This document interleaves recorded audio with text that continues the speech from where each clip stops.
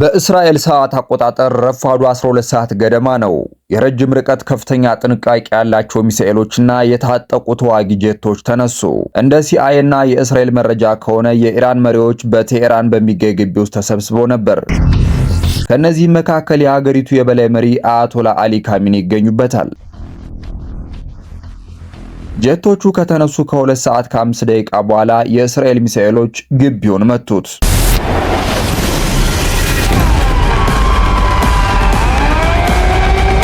የእስራኤልና የአሜሪካ ጥቃት በኢራን ላይ እንዴት እንደተከናወነ የሀገሪቱ መሪ እንዴት እንደተገደሉና ከዚያ በኋላ ምን እንደተከሰተ ነው።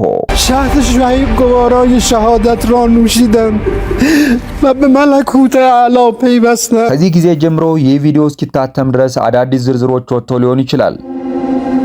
አሜሪካ፣ እስራኤልና ኢራን ረጅም የውጥረት ታሪክ አላቸው። እስከ 1979 ድረስ ኢራን በሻህ መሐመድ ረዛ የሚመራ አምባገነን ንጉሳዊ አገዛዝ ነበረች። እሳቸውም በአሜሪካ ይደገፉ ነበር።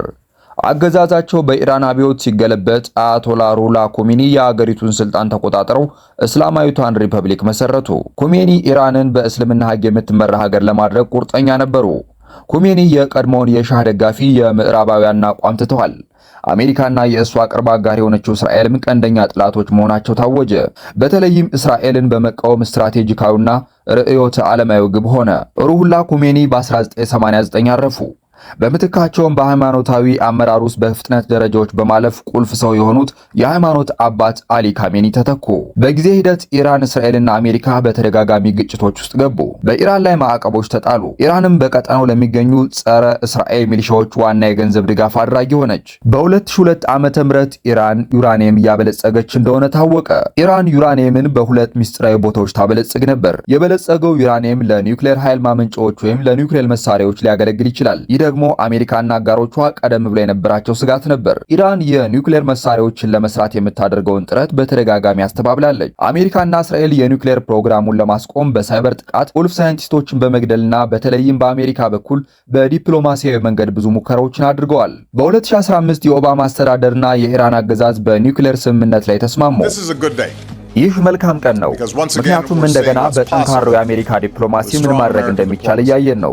ባለፈው ዓመት እኛ አጋሮቻችንና አጋሮቻችን ከኢራን ጋር በደረስነው የኒውክሌር ስምምነት መሰረት ኢራን የኒውክሌር ቦምብ እጁ አይገባም። ሆኖም በ2018 ፕሬዚደንት ትራምፕ ከስምምነቱ ወጡ። እውነታው ግን ይህ በፍጹም ሊደረግ የማይገባው አሰቃቂና የአንድ ወገን ስምምነት ነበር። ከዚያ ጊዜ ጀምሮ ግንኙነቶች ተካረዋል። በ2025 አዳዲስ ድርድሮች እየተካሄዱ ባሉበት ወቅት እስራኤልና አሜሪካ ባንከር በስተር በመጠቀም በኢራን ላይ ተከታታይ የአየር ጥቃቶችን ሰነዘሩ። በቦምብም 3 የኢራን የኒውክሌር ጣቢያዎች በከፍተኛ ሁኔታ ተጎዱ። በዚሁ ዓመት ኢራን በኢኮኖሚ ቀውስ ውስጥ እየሰጠመች ሄደች። የገንዘብ ዋጋ ወደቀ። የምግብ ዋጋ ሰማይ ነካ። ህዝቡም ተበሳጨ። በ2025 መገባደጃ ላይ በመላው አገሪቱ ህዝባዊ ተቃውሞዎች ፈነዱ። ሰላማዊ ተቃዋሚዎችና ረብሻ ፈጣሪዎች እስላማዊቷ ሪፐብሊክ እንድታበቃ ጠየቁ። ትራምፕ እርዳታ እየመጣ ነው በማለት የኢራን ህዝብ በመንግስታቸው ላይ እንዲነሳ ጥሪ ያቀረቡ። ነገር ግን አገዛዙ ተቃውሞዎቹን በጭካኔ በጠበጠ። በመላው አገሪቱ ኢንተርኔት ተቋረጠ። ለቀናት ምንም አይነት ዜና ወደ ውጭ አልወጣም ነበር። በመጨረሻም በሺዎች የሚቆጠሩ ሰዎች ተገደሉ። 50 ሺህ የሚሆኑት ደግሞ እንደታሰሩ ተዘግቧል። ትራምፕ ደጋግመው ኢራንን ማስፈራራት በጀመሩበት ወቅት አሜሪካ በቀጠናው ወታደሮቿን ማከማቸት ጀመረች። ሐሙስ የካቲት 26 ቀን በጄኔቫ በሁለቱ ሀገራት መካከል የመጨረሻ ዲፕሎማሲያዊ ጥረት ተደርጎ ነበር። ሆኖም አልተሳካም። ቅዳሜ የካቲት 28 ቀን በኢራን ዋና ከተማ ቴሄራን ረፋዱ 9 ሰዓት ከ40 ገደማ ይህ የመንግስት ግቢ ከሆራ አደባባይ ብዙም አይርቅም። የኢራን ፕሬዚደንት፣ የኢራን ብሔራዊ ደህንነት ምክር ቤትና የልዑል መሪው ቢሮዎች ከ2025 ጀምሮ አሜሪካ፣ አያቶላ ካሚሊና እስላማዊ አብዮታዊ ዘበኛ ጦር ወይም IRGC በውጥረት ውስጥ በሚሆኑበት ጊዜ እንዴት እንደሚገናኙና እንደሚንቀሳቀሱ ልዩ ግንዛቤዎቹ እንዳገኘች ግልጽ ሆኗል። CIA ካሚኒን ለወራት ሲከታተላቸው እንደቆየ ተዘግቧል። ያሉበትን ቦታዎች ካርታ ሰርተው እንቅስቃሴያቸውን አጥንተዋል። ዛሬ እዚህ እንደሚገኙ እርግጠኞች ናቸው። እንዲሁም የከፍተኛ የኢራን ባለስልጣናት ስብሰባ በቦታው ላይ እንዳለ ተረድተዋል። አሜሪካና እስራኤል መጀመሪያ ላይ ለማጥቃት አስበው የነበረው በምሽት በጨለማ ተገን ለማጥቃት አቅደው የነበረ ቢሆንም የጥቃት ጊዜያቸውን እንዳራዘሙ ተዘግቧል። ይህ ዕድል ሊያመልጥ የማይገባ በጣም ጥሩ አጋጣሚ ነበር። ድንገት የእስራኤል ሚሳኤሎች ህንፃዎች መቷቸው። ጥቃቱ በደረሰበት ወቅት በርካታ የብሔራዊ ደህንነት ባለስልጣናት በአንዱ ህንፃ ውስጥ ነበሩ። የበላይ መሪው ካሚኒም በሌላኛው ውስጥ እንደነበሩ ተዘግቧል። ከዚያ በኋላ የሳተላይት ምስሎች በህንፃዎቹ ላይ ከፍተኛ ጉዳት መድረሱን ያሳያሉ። ጥቁር ጭስ እየተነነ ነው። ጆኦኮን እዚህ የተቀረጹ ምስሎች እንዳረጋገጠው በግቢው አካባቢ ከፍተኛ መጠን ያለው ጭስ ይታያል። እዚሁ የተነሳ ምስልም እንዲሁ። አሊ ሁሴን ካሚኒ በጥቃቱ ሞተዋል። በተጨማሪም የኢራን ጦር ኃይሎች ኢታማዦር ሹም ሰይድ አብዱል ራሂም ሙሳቪ፣ የብሔራዊ መከላከያ ምክር ቤት ኃላፊ አሊ ሻምካኒ፣ የእስላማዊ አብዮታዊ ዘበኛ ጦር ወይም አይአርጂሲ ዋና አዛዥ መሐመድ ፓክፖር እና የመከላከያ ሚኒስትሩ አዚዝ ናስራዛዴ ተገድለዋል። እንደ እስራኤል ዜና ዘገባ በመጀመሪያው ጥቃት በግማሽ ደቂቃ ውስጥ ብቻ በአጠቃላይ 30 ከፍተኛ የኢራን ባለስልጣናት ተገድለዋል። ክዋኔው በእስራኤል የሚጮህ አንበሳ ወይም ሮሪንግ ላየን፣ በአሜሪካ ደግሞ ታላቅ ቁጣ ወይም ኤፒክ ፈሪ የሚል ስያሜ ተሰጥቶታል። ለወራት የታቀደም ነበር። ሆኖም የኢራኑ ፕሬዚደንት መሱድ ፓዜሽኪያን ተርፈዋል። የከፍተኛ ብሔራዊ ደህንነት ምክር ቤት ጸሐፊው አሊ ላሪጃኒ ኢራን የአጸፋ እርምጃ እንደምትወስድ ዝተዋል። የመንግስት አስተዳደር መቀጠሉንም አረጋግጠዋል። በመንግስት ግቢው ላይ የተረፈው ጥቃት የአጠቃላዩ ክዋኔ አንድ አካል ብቻ ነበር። ከዚያ በኋላ እስራኤል በተለይም በቴህራን ዙሪያ ያሉትን የኢራን የአየር መከላከያዎች እንዳጠፋች ተዘግቧል። በሶስተኛው ዙር ጥቃት እስራኤል አብዛኛው አየር ኃይሏን ወደ ኢራን በማስገባት በግምት 200 የሚሆኑ ተዋጊ ጀቶችን አሰማራች። ግቡም የተቻለውን ያህል ብዙ የኢራን ሚሳኤሎችን በተቻለ ፍጥነት ማውደም እንደሆነ ተዘግቧል። አሜሪካም በኢራን መሪዎች ላይ ጥቃት ከተፈጸመ ከ30 ደቂቃ በኋላ አሜሪካ ጥቃቱ እንደተቀላቀለች ተዘግቧል። እንደ ኒውዮርክ ታይምስ ዘገባ ጥቃታቸው በዋናነት ከእስራኤል ርቆ በሚገኘው በምስራቅ ኢራን በሚገኙ ኢላማዎች ላይ ያተኮረ ነበር። በተጨማሪም የኢራንን የባህር ኃይል መርከቦች አጠቁ። ቶማሃውክ ክሩዝ ሚሳኤሎችን ወደ ኢራን ኢላማዎች እንደተኮሱ ተዘግቧል። የአሜሪካ የምድር ጦር ኃይሎች የመድፍ ሮኬት ስርዓቶችን ተጠቅመዋል። በቴህራን የሚገኙ በርካታ ወታደራዊና የእዝ ማዕከላት በእስራኤል የአየር ጥቃት ተመትተዋል። በመላ ሀገሪቱ በሚገኙ የኢራን ከተሞች ተጨማሪ ፍንዳታዎች ተመዝግበዋል። ትራምፕ በይፋ የሚያሳይ ቪዲዮ ለቀዋል። ወታደራዊ ዘመቻውን የሚያበስር ቪዲዮ በመልቀቅ የኢራን ሕዝብ መንግስታቸውን እንዲረከቡ አሳሰቡ። እኛ ስንጨርስ መንግስታችሁን ተረከቡ፣ የእናንተ ይሆናል። ኔታንያሁም በኋላ ተመሳሳይ ነገር አደረጉ። መግለጫው ከወጣ ጥቂት ቆይታ በኋላ በሆርሙዝጋን ግዛት ሚናብ በሚገኘው ሳቲ ቲቤ የሴቶች የመጀመሪያ ደረጃ ትምህርት ቤት ላይ የአየር ጥቃት አረፈ። የኢራን መንግስት መገናኛ ብዙሃንና ባለስልጣናት ቢያንስ 175 ሰዎች መገደላቸውንና አብዛኛዎቹ ህጻናት ሳይሆኑ እንደማይቀሩ ገልጸዋል። እነዚህ ቁጥሮች እስካሁን በገለልተኛ ወገን ግን አልተረጋገጡም።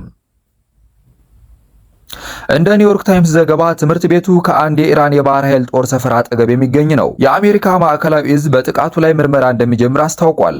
ኢራን ኦፕሬሽን እውነተኛ ቃል ኪዳን ፎር ወይም ኦፕሬሽን ትሩ ፕሮሚስ ፎር የተባለውን ዘመቻ በመጀመር የአጸፋ ጥቃቶችን ሰነዘረች። በመላው መካከለኛው ምስራቅ በሚገኙ በደርዘን የሚቆጠሩ ቦታዎች ላይ ቁጥር የሌላቸው ሚሳኤሎች ተተኩሰዋል። በእስራኤል ላይ ብቻ ከ200 በላይ ሚሳኤሎች ተተኩሰዋል። ከኢራን ጋር ያላቸውን አጋርነት ለመግለጽ በየመን የሚገኙት ሁቲዎች በቀይ ባህር በሚገኙ የንግድ መስመሮች ላይ የሚያደርጉትን ጥቃት እንደሚቀጥሉ አስታውቀዋል። ይህም ከ2025 በኋላ ለ3 ወር ከግማሽ ያህል ተደርጎ የነበረው መረጋጋት በውጤታማነት አብቅቶለታል።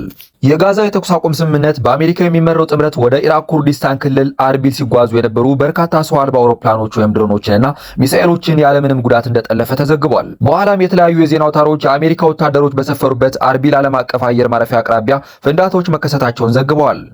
በዚያው ዕለት ከሰዓት በኋላ የዱባይ ዓለም አቀፍ አየር ማረፊያ በኢራን ድሮን ተመቶ ተርሚናል 3 ላይ ጉዳት በማድረሱ የተባበሩት አረብ ኤምሬት የአየር ክልል እንዲዘጋ ሆኗል። እንደ ቡርጅ አል አረብና ፌርሞንት ዘፓልም ያሉ በርካታ የቅንጦት ሆቴሎች በእሳት ተያይዘዋል። ይህ የተደረገው መሆኑ ግልጽ አይደለም። በቀጥታ ጥቃት ምክንያት ይሁን ወይም በተጠለፉ ሚሳኤሎች ፍርክስክስ የተነሳ የእሳት አደጋው እንደተከሰተ ግልጽ አይደለም። ነገር ግን በኢራን ዓላማ ውስጥ የገባችው የተባበሩት አረብ ኤምሬትስ ብቻ አይደለችም። በባህሬን የሚገኘው የአሜሪካ ባህር ኃይል 5ኛው የጦር መርከብ ዋና መስሪያ ቤት በሚሳኤልና በድሮን ጥቃት ተመተዋል። ተንቀሳቃሽ ምስሎች እንደሚያሳዩት አንድ የኢራን ሻህ ድሮን ከስፍራው በ20 ደቂቃ ርቀት ላይ በሚገኝ አንድ ህንፃ ላይ ሲያርፍ ይታያል። በኳታር የአየር ውስጥ ጉዳይ ሚኒስቴር 66 ባለስቲክ ሚሳኤሎች ወደ ሀገሪቱ መተኮሳቸውን ዘግቧል። የሚሳኤሎቹ ፍርክስክስ ቢያንስ 8 ሰዎችን እንዳቆሰለ ተዘግቧል። በሳውዲ አረቢያ የሚገኘው የፕሪንስ ሱልጣን አየር ኃይል ጣቢያ በባለስቲክ ሚሳኤሎች ኢላማ ተደርጎ የነበረ ቢሆንም በሚሳኤል መከላከያ በተሳካ ሁኔታ እንደመቱ ተዘግቧል። በዮርዳኖስ የሀገሪቱ ጦር በመላ ሀገሪቱ ወደሚገኙ ዋና ዋና አሜሪካ የጦር ሰፈሮች ያመሩ የነበሩ 49 ድሮኖችንና ባለስቲክ ሚሳኤሎችን መጥቶ መጣሉን አስታውቋል። በኩዌት የኢራን ድሮኖች የኩዌት ዓለም አቀፍ አየር ማረፊያ 2 የመንገደኞች ተርሚናሎች ላይ ጥቃት አድርሰዋል። በሶሪያ ከአንድ የኢራን ሚሳኤል የተገኘ ፍርስራሽ ቢያንስ 4 ሰላማዊ ሰዎችን ሲገድል ሌሎች በርካታ ሰዎችን ደግሞ አቁስሏል። ኳታርና ሳውዲ አረቢያ የማድረግ መብታቸው የተጠበቀ መሆኑን በጋራ ገልጸዋል። የአረብ ሊግ የኢራንን ጥቃት አውግዟል። በኢራን በኩል የተፈጸመውን ሁሉን አቀፍ ጥቃት ተከትሎ የኔቶ ከፍተኛ አመራሮች በአውሮፓ የሚገኙት የሚሳኤል መከላከያ ዘዴዎቻቸውና በቱርክ የሚገኘው የቅድመ ማስጠንቀቂያ ራዳር በተጠንቀቅ ላይ መሆናቸውን ገልጸዋል። አንዳንድ ባለሙያዎች ኢራን በአውሮፓና በሰሜን አሜሪካ የሚገኙ ስሊፐር የጥቃት ቡድኖችን ልታንቀሳቀስ ትችላለች ሲሉ አስጠንቅቀዋል። ጥቃቶቹ በሁለቱም ወገኖች መካከል ወደፊትና ወደ ኋላ እየቀጠሉ በመሆናቸው በዚህ ቪዲዮ ውስጥ ልንሸፍናቸው የማንችላቸው ብዙ ተጨማሪ ክስተቶችና ዝርዝሮች አሉ። ስለዚህ እስቲ ትንሽ ዘወር ብለን እንይ። አሜሪካ በጥቃቱ ውስጥ መሳተፉ አነጋጋሪ ሆኗል። በትሩዝ ሶሻል ሚዲያቸው ላይ ትራምፕ ይህንን አሉ። ዓላማችን የአሜሪካን ሕዝብ ከኢራን አገዛዝ ከሚመጡ አፋጣኝ ስጋቶች መጠበቅ ነው። የአገዛዙ አስጊ ድርጊቶች ዩናይትድ ስቴትስን፣ ወታደሮቻችንን፣ በውጭ ሀገር ያሉ የጦር ሰፈሮቻችንንና በመላው ዓለም ያሉ አጋሮቻችንን በቀጥታ አደጋ ላይ ይጥላሉ። ይህ የግዴታ ጦርነት ወይም ዋር ኦፍ ነሰሲቲ ለመሆኑ የቀረበ መከራከሪያ ነው። ከባህር ማዶ ጥቃት እያንዣበበ ስለነበረ አሜሪካ አስቀድሞ የመምታት እርምጃ መውሰድ ነበረባት። ነገር ግን የኢራን ድርጊቶች ዩናይትድ ስቴትስን እንዴት በቀጥታ አደጋ ላይ እንደጣሉ ግልጽ አይደለም። ኢራን የኒውክሌር መሳሪያ ለመታጠቅ ገና ዓመታት እንደሚቀራት ይታመን ነበር። እንደተገለጸው ከሆነ በአሜሪካ የራሱ የስለላ መረጃ መሰረት የአገሪቱ የባለስቲክ ሚሳኤል ክምችት ከ3000 ኪሎ ሜትር በላይ ሊጓዝ እንደማይችል ይገመታል። ይህም ለጎረቤት ሀገራት ስጋት ቢሆንም ለአሜሪካ ግን አይደለም። ኢራን ጥቃት ሊሰነዘርባት የቻለው በልዩ ሁኔታ ደካማ አቋም ላይ ስለነበረችና ይህንንም እንደ አንድ የቅድመ መከላከያ እርምጃ በመቁጠር ሊሆን ይችላል። ይህም ጦርነቱን የምርጫ እንጂ የግዴታ ጦርነት እንዳይሆን ሊያደርገው ይችላል። እነዚህ ቅድመ መከላከያ ጦርነቶች በዓለም አቀፍ ደረጃ ብዙ ጊዜ ይወገዛሉ።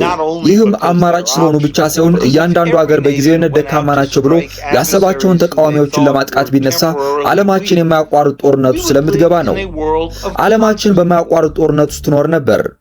እንደ ዓለም አቀፍ ሕግ ከሆነ የምርጫ ጦርነት ሕገወጥ ነው። ጥቃቱ የአሜሪካን ሕገ መንግሥት የጣሰ ስለመሆኑም ክርክሮች አሉ። ትራምፕ ጦርነቱን የጀመሩት ያለ ኮንግረስ ፈቃድ ነው። በመላው አሜሪካና በአንዳንድ የዓለም ክፍሎች ተቃውሞዎች ተቀስቅሰዋል።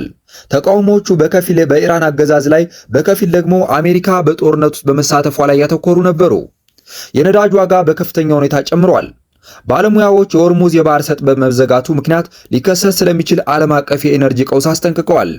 በኢራኑ ሰዎች በአያቶላ ሞት ደስታቸውን የሚገልጹ እንዳሉ ሁሉ ሌሎች ደግሞ በሐዘን ላይ ናቸው። በዚህ ወቅት እርሳቸውን ማን እንደሚተካ ግን ግልጽ አይደለም። ለጊዜው አገዛዙ ጊዜያዊ መንግስት መስርቷል። አገዛዙ ለአጸፋ እርምጃ የቆረጠ ይመስላል። በእስራኤልና በአሜሪካ የጦር ሰፈሮች ላይም ጥቃቱን ቀጥሏል። በዚህ ወቅት ትክክለኛውን የሟቾች ቁጥር ለማወቅ አስቸጋሪ ነው። እንደ አሜሪካ ጦር መረጃ ከሆነ እስካሁን 3 የአሜሪካ ወታደሮች ሲገደሉ 5ቱ ደግሞ በጽኑ ቆስለዋል። እንደ አልጀዚራ ዘገባ ከሆነ በእስራኤል 10 ሰዎች፣ በተባበሩት አረብ ኤምሬት 3፣ በባህሬን 1 ሰው ተገድለዋል። በኩዌት 1፣ በሊባኖስ 13 እና በኢራቅ 2 ሰዎች ተገድለዋል። የኢራን ቀይ ጨረቃ ማህበር ጥቃቱ ከተጀመረ ወዲህ ቢያንስ 555 ሰዎች ሲገደሉ በመቶዎች የሚቆጠሩ ሰዎች ደግሞ መቁሰላቸውን ዘግቧል። እንደ ታይምስ ኦፍ እስራኤል ዘገባ ከሆነ እነዚህ ቁጥሮች በወታደራዊና በሲቪል መካከል ያለውን ልዩነት አይለዩም። በሚቀጥሉት ቀናት ሁኔታው ይበልጥ ሊባባስ ይችላል። እንዲህ አይነቱን ወቅታዊ መረጃ ማቅረብ እጅግ ከፍተኛ ሀብትና ጉልበት የሚጠይቅም ነው።